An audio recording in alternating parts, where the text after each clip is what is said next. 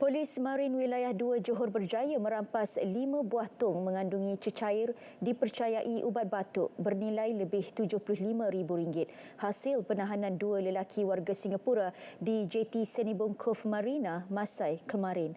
Ketua Polis Daerah Johor Bahru Selatan ACP Raup Selamat memaklumkan siasatan awal mendapati ubat batuk itu dimiliki 2 suspek berusia antara 45 hingga 50 tahun untuk diedarkan ke pasaran luar.